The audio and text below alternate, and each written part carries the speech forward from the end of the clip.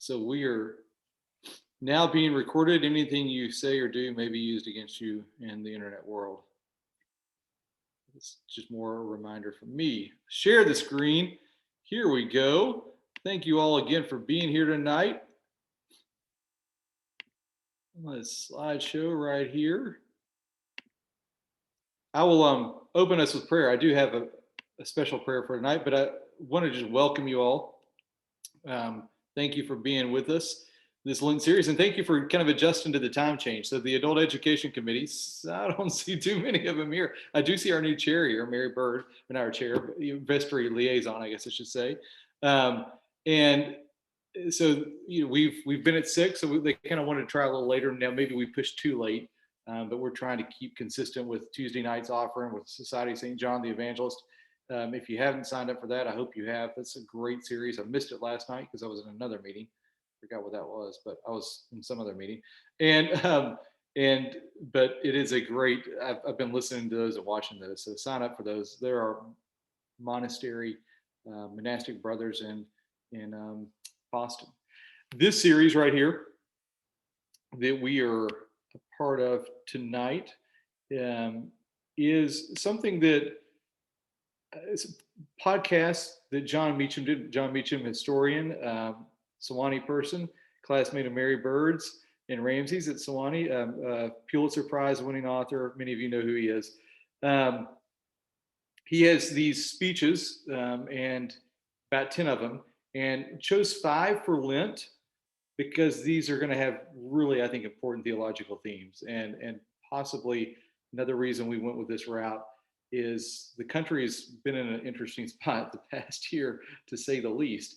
And we've had Becoming Beloved community consultation, a lot about race, and a lot of discussions about that, and just kind of the political order of the day. And these were really, as Meacham will say in his podcast, and if you haven't listened to those, please listen to those.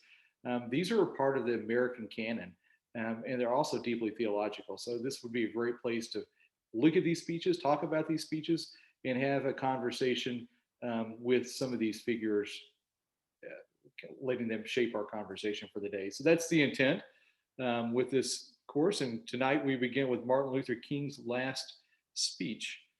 And I want to begin with a prayer for his feast day. This is out of the Holy Women, Holy Men, or whichever one, Lesser Feast and Fast, whatever you have.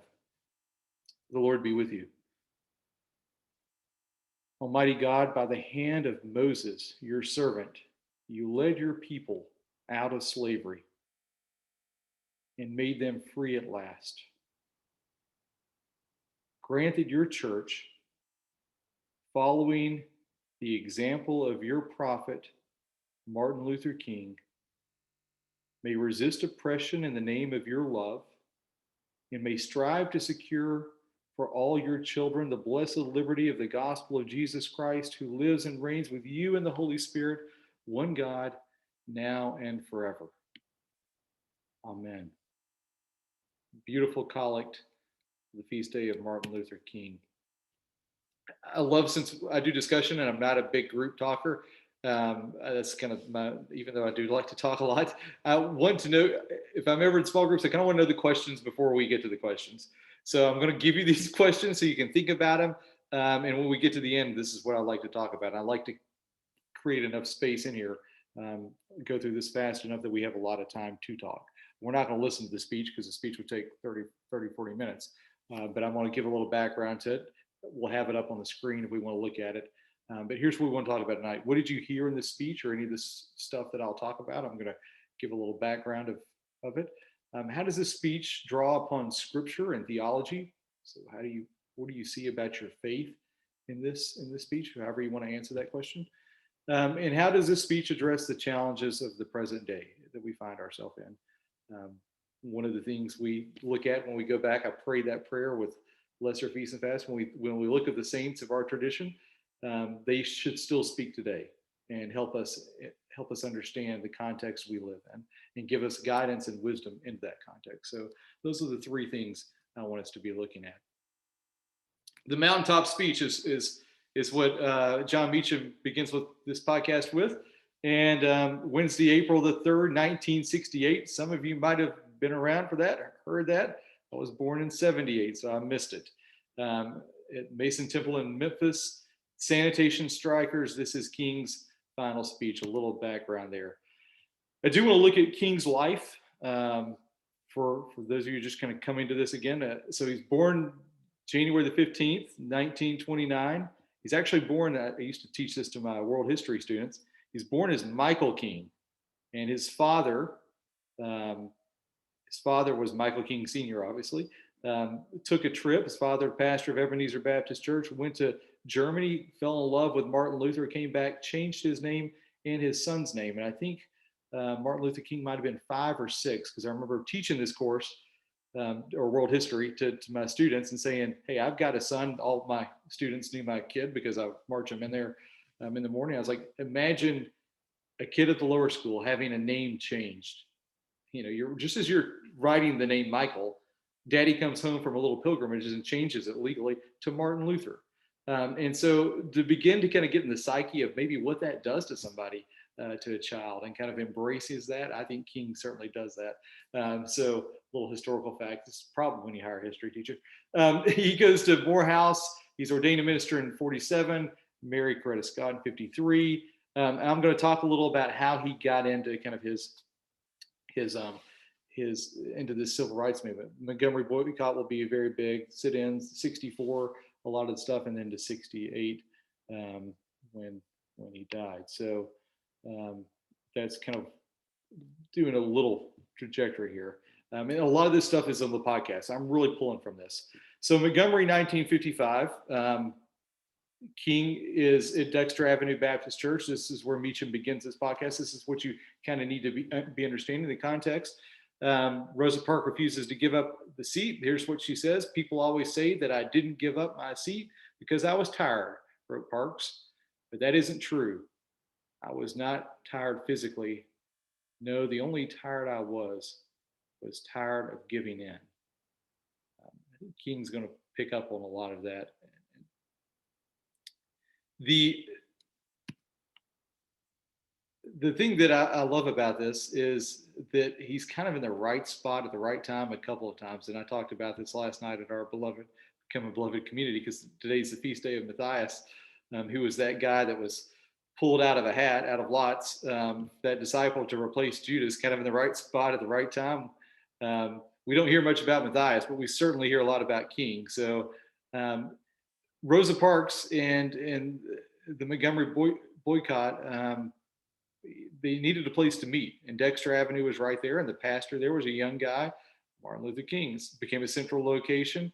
He became the spokesman, and in 1955, so just December 1955, so this is December the 1st, so 4 days later, boom, there he is, kind of a spokesman for this, because it was just natural. There's a place to meet.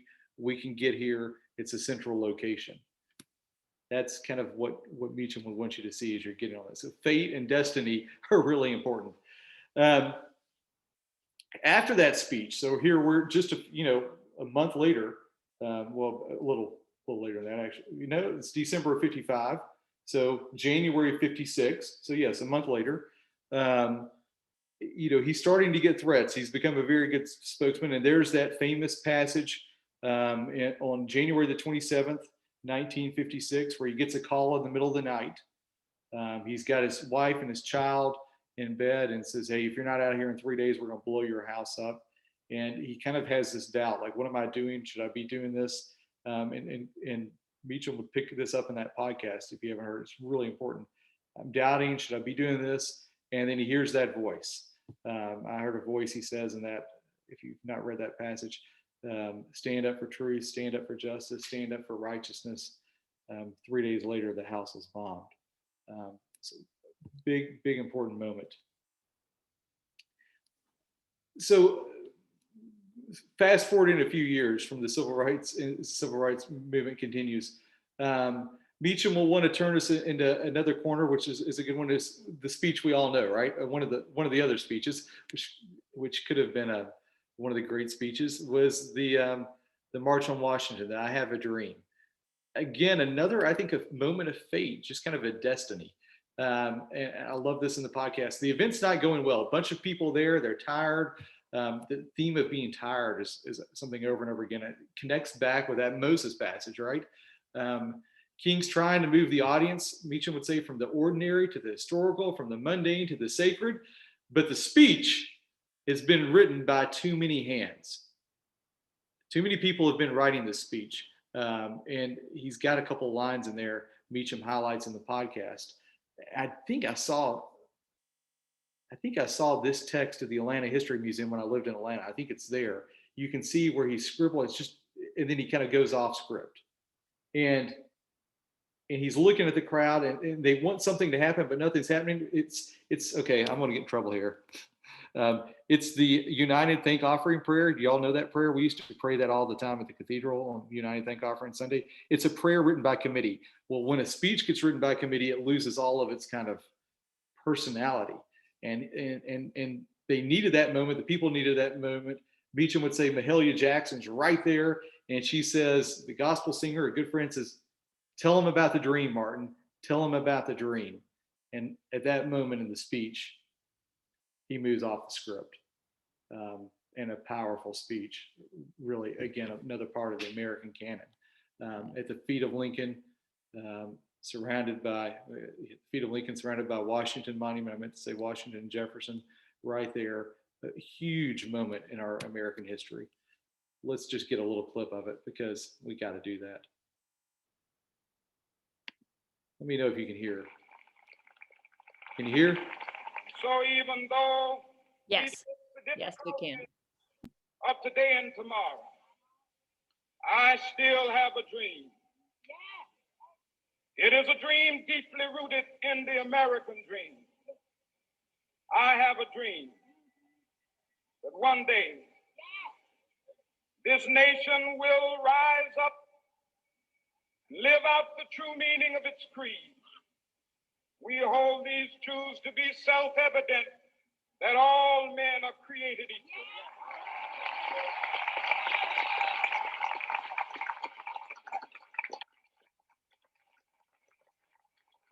I have a dream that one day on the red hills of Georgia, the sons of former slaves and the sons of former slave owners will be able to sit down together at the table of brotherhood. I have a dream that one day, even the state of Mississippi, a state sweltering with the heat of injustice, sweltering with the heat of oppression, will be transformed into an oasis of freedom and justice. I have a dream that my 4 little children will one day live in a nation where they will not be judged by the color of their skin, but by the content of their character. I have a dream today.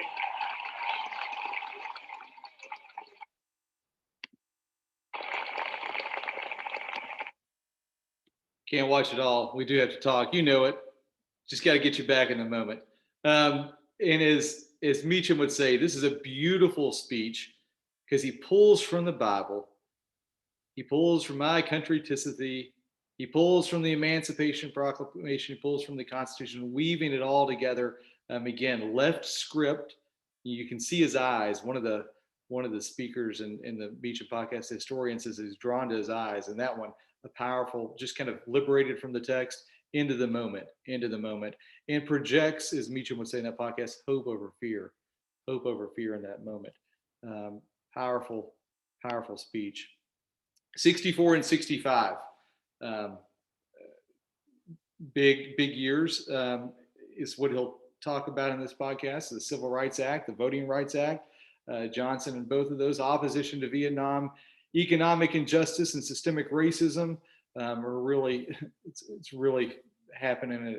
There's Poor People's Campaign, there's sanitation workers who are being exploited. A lot of stuff happening in 64 and 65, which brings to 68.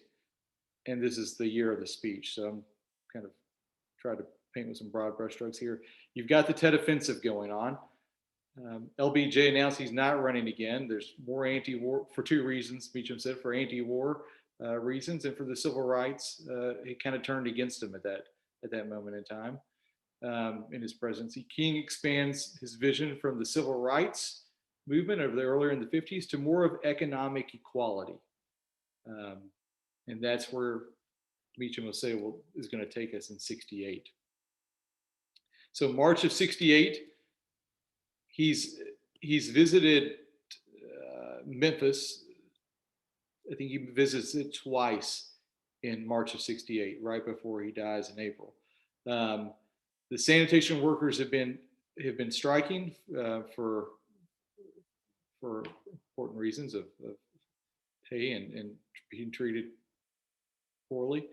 The Poor People's Campaign had incited violence, so this is where this is one of the reasons he's there. So there's been it's turned violent. The protests have turned violent, and nonviolent person does not want them to be violent.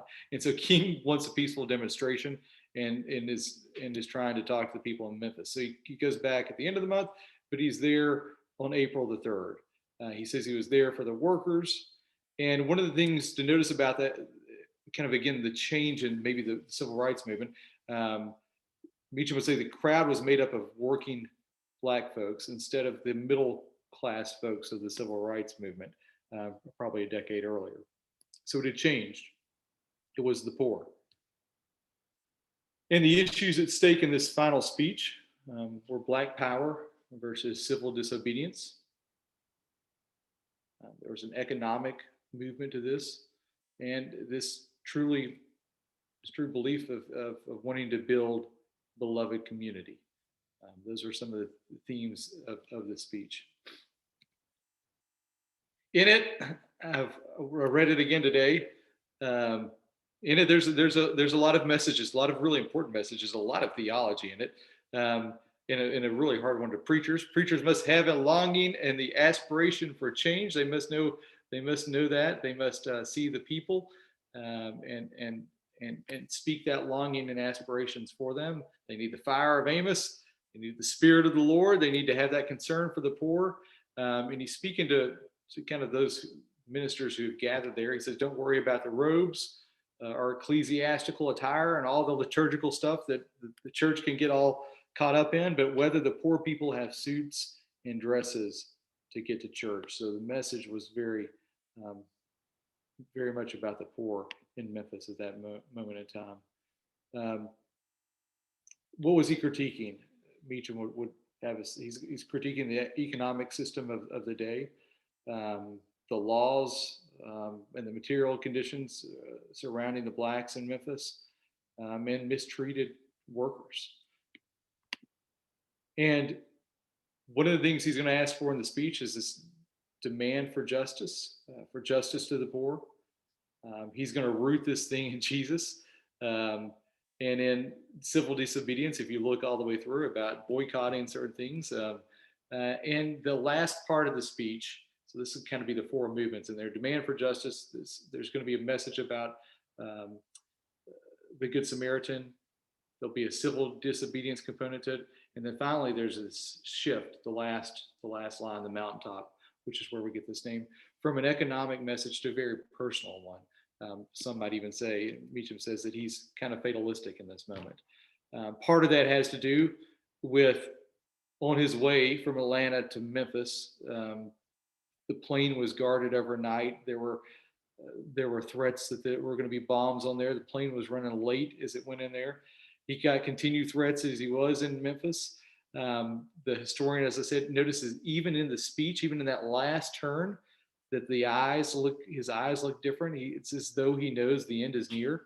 And that's when he does talk about Moses and the mountaintop. I might not get there with you, but I've seen it. I've seen that promised land. And it is, well, let's look at a few minutes of it.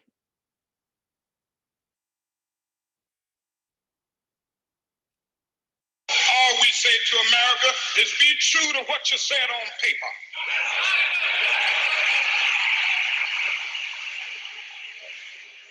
If I lived in China or even Russia or any totalitarian country, maybe I could understand some of these illegal injunctions. Maybe I could understand the denial of certain basic First Amendment privileges because they haven't committed themselves to that over there. But somewhere I read of the freedom of assembly. Somewhere I read of the freedom of speech. Somewhere I read of the freedom of press. Somewhere I read that the greatness of America is the right to protest far right.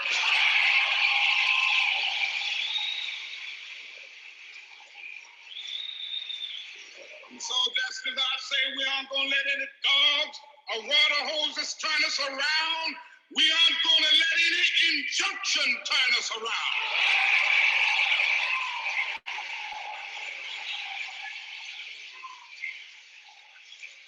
Well, I don't know what will happen now. We've got some difficult days ahead. But it really doesn't matter with me now because I've been to the mountaintop. I don't mind. Like anybody, I would like to live a long life. Longevity has its place. But I'm not concerned about that now. I just want to do God's will. And He's allowed me to go up to the mountain. And I've looked over and I've seen the promised land. I may not get there with you, but I want you to know tonight that we as a people will get to the promised land.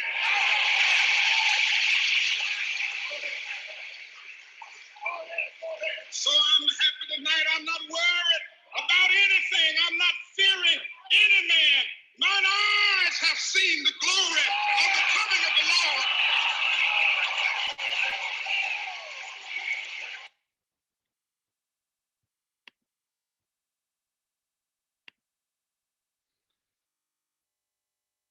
Next night, next day, next evening, Lorraine Hotel. He was working. This is how the podcast ends. King was working on a sermon. His Thursday night. Thursdays are typically sermon days in my house. I devote some time to that, so I understand why it was on a Thursday. Title of that sermon: "Why America May Go to Hell."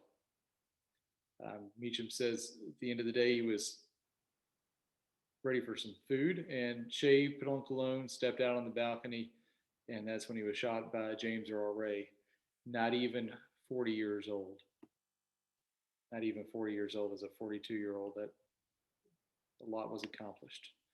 Funeral took place in Atlanta. 120 million mourners. Governor Lester Maddox of Georgia, so I speak to you tonight from Georgia, declined to attend. Instead, he retired to the Capitol for fear of insurrection. He felt like there was going to be Armageddon and told the Capitol guards as he was hunched up in there to stack them up if there was riots. And the epithet, obviously on King's tombstone, "Free at last, free at last. Thank God Almighty, I'm free at last." Want to stop the share. That is, and I can put my questions in the chat.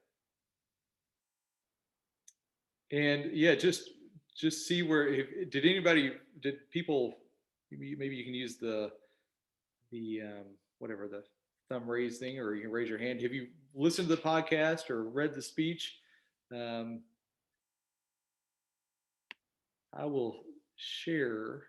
Let me put some of the discussion questions in the chat, and I can link and share the screen to the speech if you haven't read it.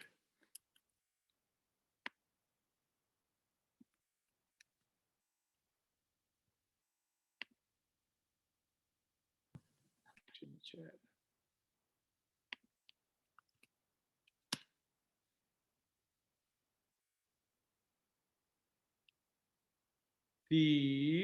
Okay, share screen. Hold a second. Now let me get to the thing. Here we are.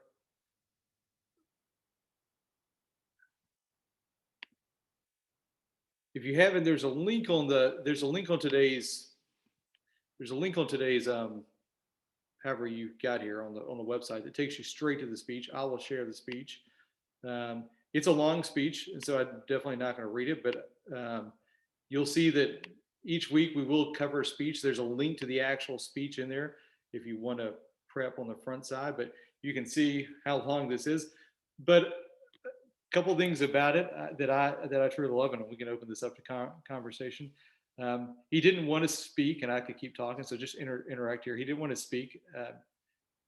Abernathy was scheduled to speak, but everybody wanted to hear him that night, so he came out to speak. So there's a lot about Abernathy there.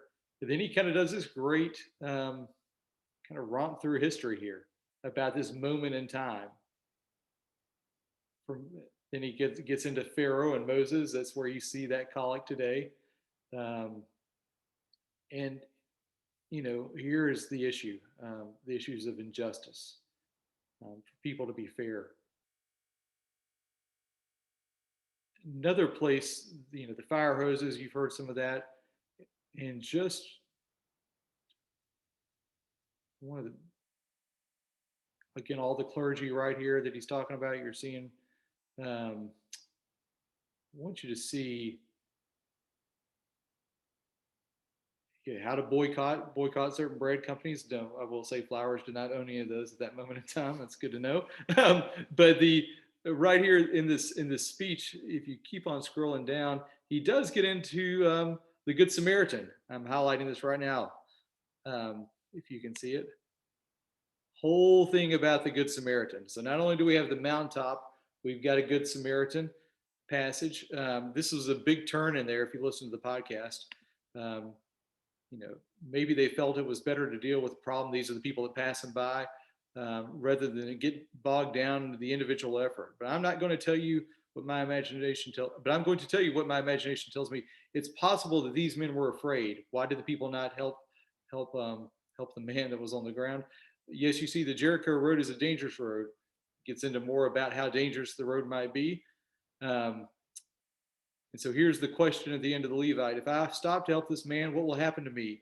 But then the Good Samaritan came by, I'm right here, and said, if I do not stop to help this man, what will happen to him? Watch this turn. That is the question before you tonight. Not if I stop to help the sanitation workers, what will happen to my job? What might happen to me as a pastor? The question is not if I stop to help this man in need, what will happen to me? If I don't stop to help the sanitation workers, what will happen to them? Notice how he does just a phenomenal turn on that. As a preacher, I think that's just amazing. Again, putting all that in there, and finally he gets to this. Meacham will talk about this being fatalistic because here's how he really ends this, and spend some time with this. This is a phenomenal text. He talks about being in New York and was stabbed by a demented woman. And that how had he only sneezed? If he had sneezed, he would have been dead. And so this is that turn. So he's like, but I'm so glad. And a little schoolgirl wrote him a letter saying, I'm glad you didn't sneeze. And he brings all this up in the speech. He says, and if I had sneezed, I would have missed this, and I would have missed this. And he goes through the years, 60, 62, 63, all that I just covered. If I sneezed, I would have missed that. But that doesn't matter because I'm here right now, and I might not be here long. And that's how he ends. So each of those transitions is very, very amazing. Very amazing. I've talked for 30 minutes. What do you have to say? I'm going to stop talking. If you've heard the speech, what moves you about it?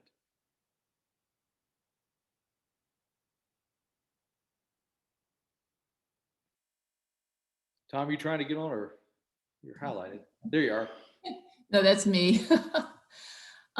This was such an amazing speech on so many levels. Tom and I listened to it, and I'd heard pieces before, but we listened to it tonight on our walk before class. And as I said, it just hit me on so many levels. He's so masterful, not only in his speaking, but the way he was weaving theology through it, the way he would take it out to a broad concept and then bring it back to the personal. And I was curious if you knew Father Wallace, if because he didn't want to speak, was this extemporaneous, or he didn't seem to be reading, but I wondered if you had anything from the podcast about whether this was just something he spoke without planning. That's a good question. I'm trying to remember from the podcast. He was definitely there to, and you do wonder, well, I haven't looked at that last sermon. As any preacher will do, if I'm working on a Sunday sermon, you could be getting it on Thursday or Wednesday. And so there's that aspect, but I do know some of his concern might have been was the Black Power. There's a lot of that going on. Should we be violent or not? Not with King, but he was being very careful about his presence and what that might kind of invoke. So I think that was what's going into it. And I don't know enough of the history of the day of why he said maybe I shouldn't go because of Abernathy should be there. And some of that might have had to do with just the security, because it took so long for him to get there from leaving Atlanta airport. So the day was already kind of lost. I do think he probably went off script in the end. When he talked about the girl, the sneezing, realizing what he had heard there. Because I think Meacham said in that podcast, there were threats when he got to Memphis. Yes, it was very interesting when he talked about the stabbing in the bookstore while he was signing books, and then went on to saying, he wasn't worried about himself and he was happy. You just got the feeling he had some thoughts or ideas, or had been mulling over the threats and the security issues and things, and might have suspected he wasn't long for the world. Yeah, no, I agree. That's definitely, I feel like that's definitely there. I think what I got most from it, that it kept getting pulled back into the theme, was have concern for your brother, through the parable. And then as he then drew it to the sanitation workers, saying, you need to be out there. We all have to be there. You can't stay home. Yeah, if you're working, leave work and come out and be there. Have concern for your brother. Like you said, it's, what's going to happen to them. Don't think about what's going to happen to you. Think about what will happen to them if you don't help. So I think that for me is what came out of it. And also from a social justice aspect, just have concern for your brother and then take action. Yeah, no, thank you. Thank you for that. I do, because you hear that really in the actual speech, maybe not Meacham podcast, but the actual speech, in the sense of invest with bankers who are willing to give banks, invest with insurance. I mean, because we need this economic foothold. Like, take it to the practical. Don't buy the bread from this bread company because they're treating blacks. It's like these little incremental things that are part of your daily life can have huge impacts if you put those into practice. That's something that really resonated with me as I heard it. So thank you. Father Wallace, this is Tom. Mary Bird just put in there in the chat what hit me the whole time that I was listening to it. You could transplant that speech and put it today, and it would be just as relevant as it was then. I think with all these speeches, I'm kind of nerding out on this Lenten series because I think you're truly right. Next week's speech in the context of Black Lives Matter speaks like crazy. It really does. And so thank you for that. It really, the economic issues, the whole thing of this speech really does resonate, I think, in the moment. Which in some respects is kind of sad. That was 1968. That was the year I graduated from high school. And here we are in 2020, and unfortunately, not much has changed. And Tom, I was in school in the late 80s, early 90s, which is when I learned about a lot of this, and how much I thought things had changed. And so I have to reflect a lot about how much of that was my perception as not being a person of color, and or whether there was an arc where things had gotten at least a tad bit better for a while and have really regressed. And maybe it's both of those things. I don't know. I think we got distracted. I grew up in Jackson, Mississippi, among a. My father was extremely prejudiced, and so a lot of that, of that early history touches me very deeply. And then, we kind of went through this cycle where the economy was good, and I was in the media business and, did a lot of work, and proliferation of news is just so huge now compared to when I was growing up. And I think we got distracted. And I think a lot of people suppressed it, thinking, oh, everything's good. I'm in my little bubble here, and, my life is good and blah, blah, blah. And it really does distress me, like Tom's saying, it really distresses me that we're still here, not just with racial issues, but with women's issues and, white supremacy and economic different disparity. It's just, I can't get despaired about it, but it just, when I think about it, it really, it really distresses me. And I think that's kind of probably your last question, Father Wallace, is, but still it just, but this speech, and I listened to this in full. I was driving about a month ago or 2 months ago, and I didn't realize growing up that it was about sanitation workers in Memphis. I really never even thought about why he was there. I just thought he was there as a preacher. I knew he was a civil rights activist, but I hadn't made the connection of the economic, jobs, wages, and that kind of thing. So it's amazing what you choose to remember and not remember. Yeah, Pepper, thank you. That's a great point. And I'm not going to, I like the kind of Middle Ages and stuff. So I'm treading into my historical territory where I don't know as much as I really want to know. But I do think there are a lot of keen scholars that will say, that civil rights, the movement from the 50s, and I think Meacham does try to sketch this out pretty well. I don't want to be speaking, but that it moved anti-war Vietnam, right? Because a lot of blacks were being sent to Vietnam, and then economics. So the civil rights movement really started spreading out and covering a lot of different territories. And and we, the way we teach King, and the way my kids are learning, right now in elementary school, civil rights, and students don't really understand the evolution of that movement, right? And what this is, and to your point, like he's really there because of economic injustice. And we can, and I think in today's world for us, our political system, I'm still being recorded, so I'll be careful. But we can all, I think both parties can agree that economic injustice is pretty bad right now. Now, how we want to bridge the gap becomes the political.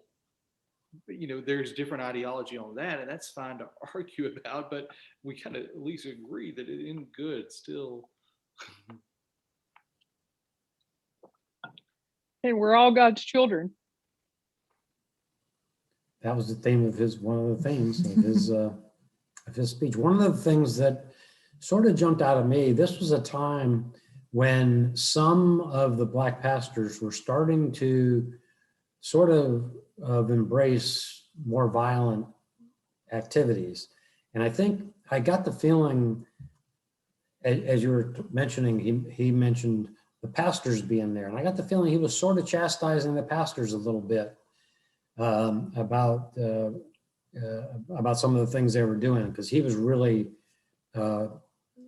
talking up the nonviolence, and you can do it through nonviolent ways. And one of those ways is you have all of the blacks together in the United States at that time were worth or making $30 billion, is what he said in his speech, Yep. which was more than the entire economies of some countries. So he was explaining how powerful they were, and they could make a difference. Change your bank, change your insurance company, do all these things. Yeah, thank you for that, because that's great. Thank you. I think you're right on it. And I forgot that I should have highlighted that section, because if you read the actual text, Tom, as you were saying, he said, look, yeah, he does compare him to the world and says, it's bad here. He's like, don't hear me out, and so I think this is even a message to us today. When things are bad, let's take a step back, get up on the balcony and see that it's in the context of other people. It's actually, we're still Americans. It's still pretty good. And he does that in that moment. You're right. And I do think, and I think you're right on that, the Black Power movement. He was right on the cusp of that. Yeah. I was in high school and we were starting to have issues, and I was in South Florida, starting to have issues. It was right on the edge of all that starting to get a little funky. Yeah. That's a 60s term, by the way, you young people. You weren't alive yet. I don't want people to give their birthdays, but I think it's, as I'm prepping this thing, it makes me want to call mom and say, golly, man, what a decade. What were you doing? I don't want to know what you were doing. Yeah. Father Wallace, Yes, ma'am, Joanne. isn't there a pretty famous speech that Robert Kennedy gave that night? Yes, that's next week. Don't jump on that next week's Oh, topic. okay. All right. I'm jumping ahead. So next week we'll really dovetail into this. This week it'll be John Lewis and Robert F. Kennedy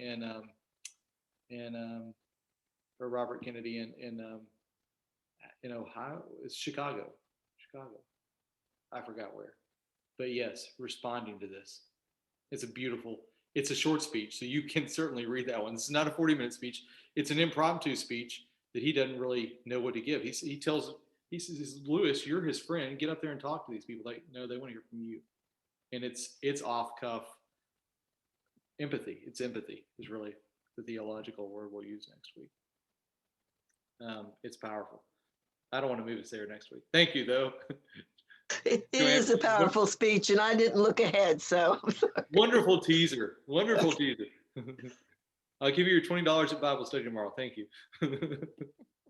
No, anything tonight. I mean, as a person of faith, I mean, let's end on this note. I mean, I find the exegesis, that would mean his ability to kind of go into our tradition, into our biblical story, and how rooted. I think somebody said earlier about how he just is able to pull from that and make it so personal, because it is personal. Like he knows the scriptures, if that makes sense. And they're he sees that as a part of his life in I find a very moving way. What else, as people of faith, as Episcopalians around the table tonight, or virtual table?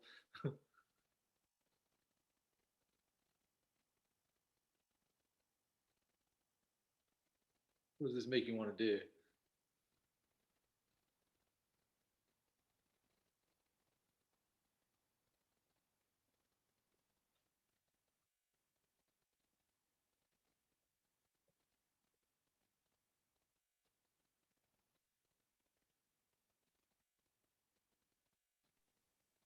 I just see a lot of courage in his speech, because it was really what stood out to me in watching him is he was very much aware of what was going on around him, and how dangerous it was to stand up.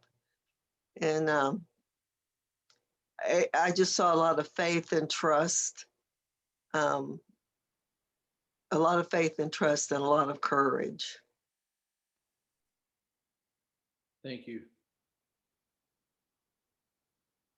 I think about, I think faith, trust, courage are the perfect words. As I was driving back today and thinking about this, I was at 39. I was wondering, could I have stood in those pulpits and said those things, knowing, I think you have to know, as he said tonight, he wasn't going to make it. With a young child, I mean, I put myself in those shoes literally and say, I would, you have to know you're going to get a bullet, and you're leaving your kids, you're leaving your wife, your spouse. This is what's going to happen. If you read the Old Testament, this is how prophets end up, and you've taken the prophetic mantle. But to the point of going back into 1956, those words on 56 in January 56. I think if you hear those words clearly from God, that God will be with you. God's. I mean, you have that conviction. I think it starts there, saying, "This is what He's told me to do." So back to your words, Joanna: faith, courage, and trust. That's faith and trust in the Old Testament are the same word. This is my life. This is what the Lord has asked. And what a witness.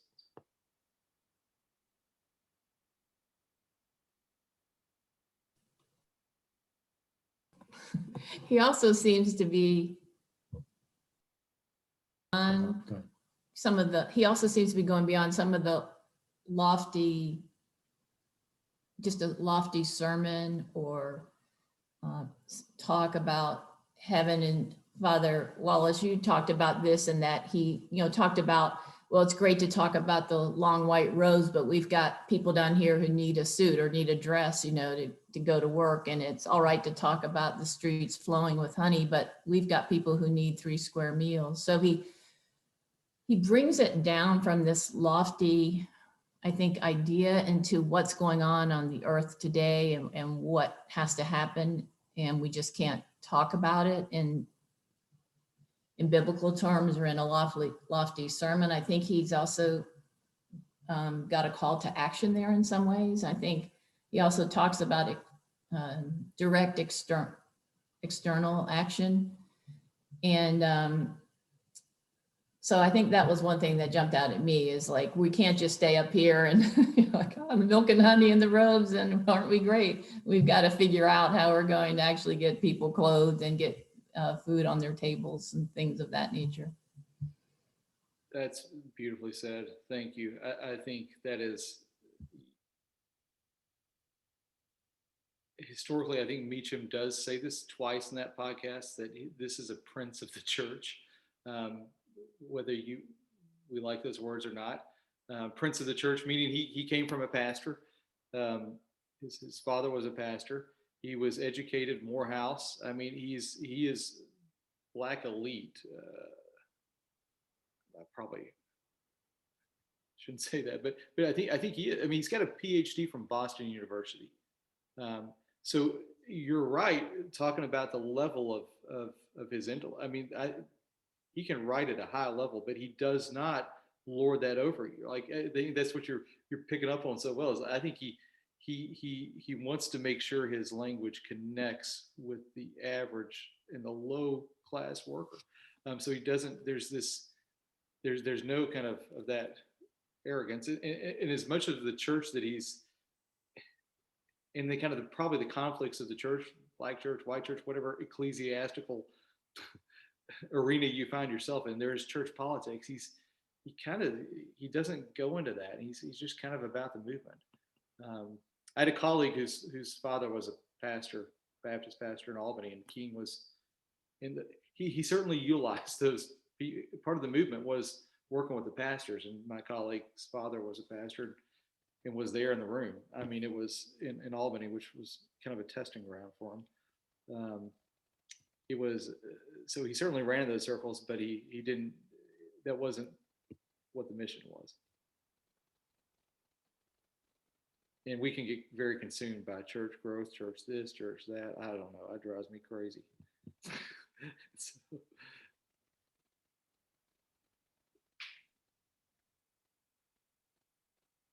Anything else? What else in here speaks to you all tonight?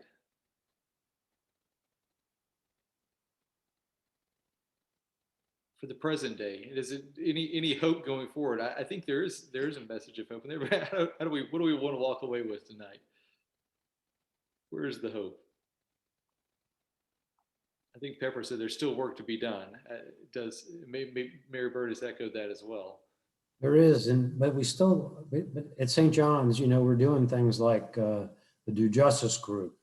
Many of us, with Kate Kyle, are involved with the Mom's Demand on the gun safety issues, the voting. There's a lot of things that were problematic then that are problematic now, and some of us are all in the middle of it, trying to take up the mantle and move forward and change things. It's never ending.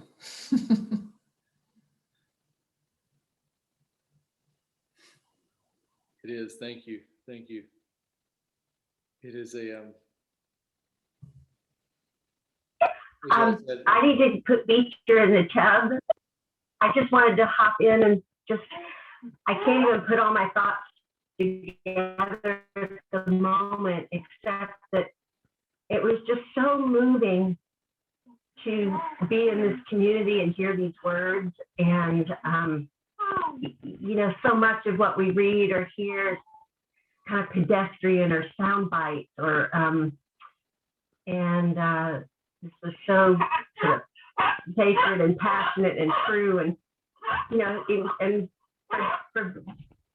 to be able to have my son, even at this early age, conversations I want him to be having and the people I want him to be listening to.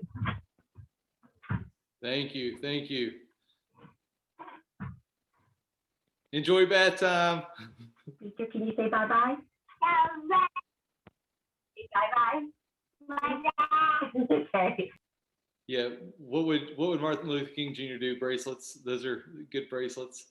I think, as you all said, the call to action is a really important one, and to continue the conversations. His becoming beloved community, which is kind of something we've been living into this year, and still continuing that work of relationship. I think that kind of will lead us into next week.